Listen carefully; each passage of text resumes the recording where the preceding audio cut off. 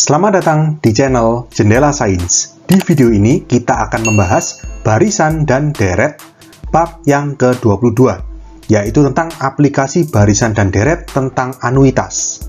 Simak terus video ini sampai akhir. Kita sudah sampai di aplikasi barisan dan deret yang terakhir, yaitu anuitas. Anuitas adalah suatu pembayaran atau penerimaan uang setiap jangka waktu tertentu atau periode dalam jumlah yang tetap. Ya, dalam kehidupan sehari-hari biasanya anuitas ini nama lainnya cicilan atau kredit gitu ya. Biasanya beli mobil secara kredit, nyicil sekian per bulan. Nah, itu namanya anuitas. Jadi anuitas itu cicilan. Oke, rumus anuitas seperti ini. A sama dengan M dikali I per 1 min dalam kurung 1 plus I dipangkatkan min N. A itu nilai anuitas, cicilannya berapa. M itu total pinjaman, jadi ibaratnya kalau kalian beli mobil secara cicilan, secara anuitas, itu berarti pinjamannya ini adalah harga mobil itu. Oke, I itu suku bunga per periode, jadi kalau cicilannya itu bulanan, ya suku bunganya per bulan.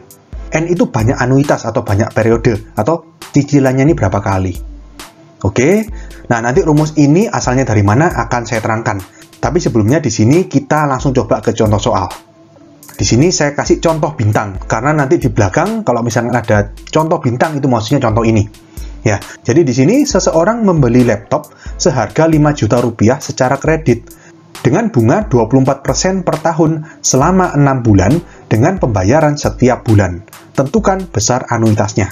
Nah, di sini sebelum kita masukkan rumus, kita data yang diketahui. Di situ membeli laptop seharga 5 juta. Artinya itu harga barangnya atau total pinjamannya. Kan belinya secara kredit.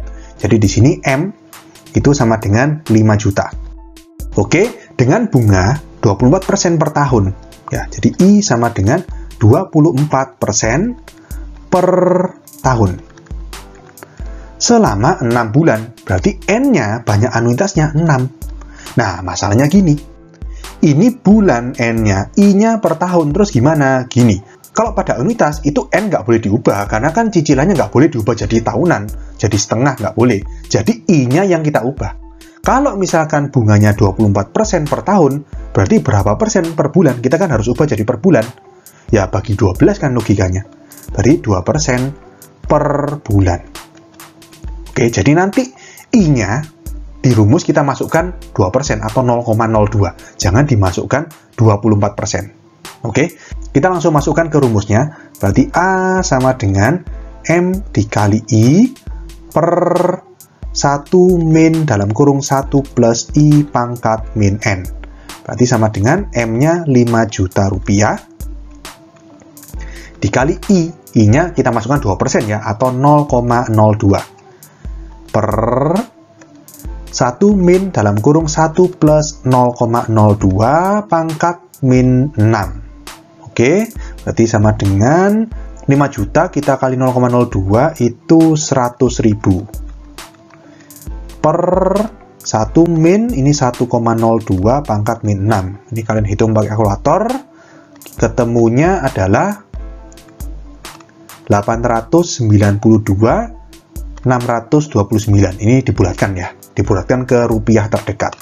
Oke, jadi kita dapatkan besar anuitasnya atau besar cicilannya adalah 892.629 rupiah. Jadi orang tersebut yang membeli laptop ini setiap bulan harus nyicil sebesar ini selama 6 bulan. Jadi ini 6 kali nyicil sebesar 892.629 rupiah. Oke, kalau kalian kalikan 892.629 kali 6 pasti hasilnya lebih dari 5 juta. Ya masuk akal ya, kalau beli laptop secara cash atau tunai, pasti jatuhnya lebih murah dibandingkan kredit. Karena kredit kan dikenakan bunga, bunganya di sini kena 2% per bulan. Ya, jadi kalau ini kalian kali 6, hasilnya pasti lebih dari 5 juta. Oke? Nah, tadi di depan kan anuitas hanya saya berikan langsung rumusnya. A sama dengan M kali I per 1 min dalam kurung 1 plus I pangkat min N. Nah, mungkin kalian bertanya, dari mana rumus itu berasal? Ya, untuk menjelaskan rumus itu, maka kita harus paham dulu konsep ini, nilai waktu dari uang. Maksudnya apa? Gini, saya kasih contoh langsung. Contoh 1, seseorang menabung sebesar 1 juta rupiah dengan bunga 5% per tahun. Tentukan jumlah tabungan orang tersebut setelah 5 tahun. Di sini asumsinya, kalau nggak ada keterangan apa-apa, bunganya artinya bunga majemuk. Ya, jadi kita masukkan ke rumusnya bunga majemuk, ya kan? Masih ingat rumusnya? MT sama dengan M0 dikali 1 plus I pangkat T. Ya kan?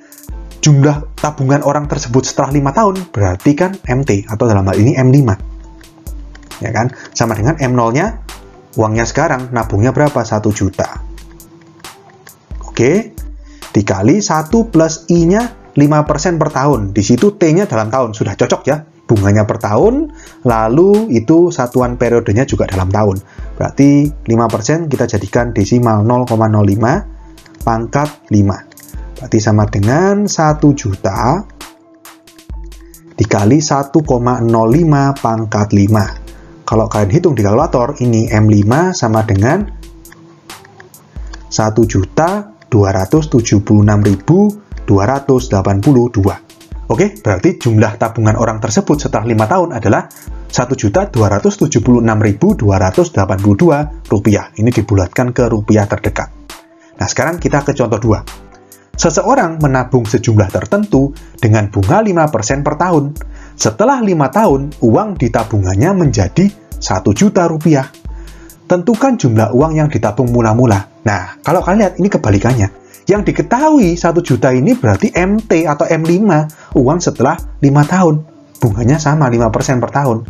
Jadi kebalikannya contoh 1. Sekarang diketahuinya MT atau M5, kita disuruh cari jumlah uang mula-mula, M0. Rumusnya sama.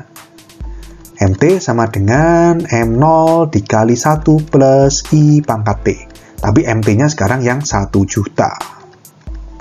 Sama dengan M0 berarti dicari. M0 dikali 1 plus 0,05 pangkat 5. Ini kan, berarti 1 juta sama dengan M0 dikali 1,05 pangkat 5. Berarti kalau M0 itu sama dengan 1 juta per 1,05 pangkat 5. Hasilnya ini adalah 783.526 rupiah. Ini dibulatkan ke rupiah terdekat. Oke, nah coba kita bandingkan dua contoh ini. Ya, dua contoh ini ibaratnya seperti ini.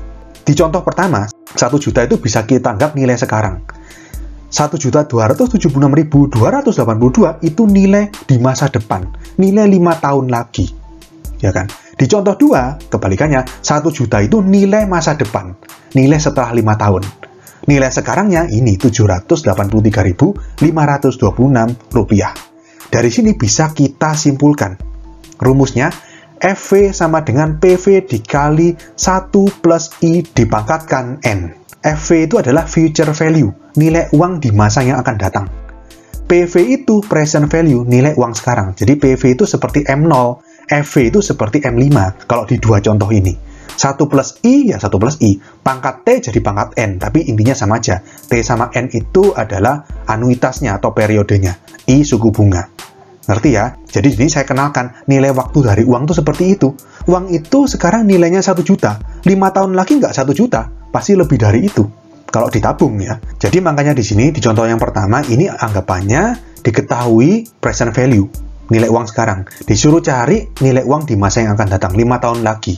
Makanya di sini 1 juta dikalikan 1,05 pangkat 5, atau dikali 1 plus I dipangkatkan N. Sebaliknya, kalau diketahuinya future value, maka untuk cari present value dibagi, ya kan? Dibagi 1,05 pangkat 5. Atau kalau kita pindah ruas, ini bisa kita tulis sebagai PV sama dengan FV per 1 plus I pangkat N. Oke, sekian untuk video kali ini. Untuk melihat playlist lengkap dari bab ini, bisa kalian klik thumbnail yang ada di sebelah kanan atas ini. Jika ada pertanyaan, saran, maupun kritik, bisa kalian tulis di kolom komentar. Semoga bermanfaat dan sampai jumpa di video selanjutnya.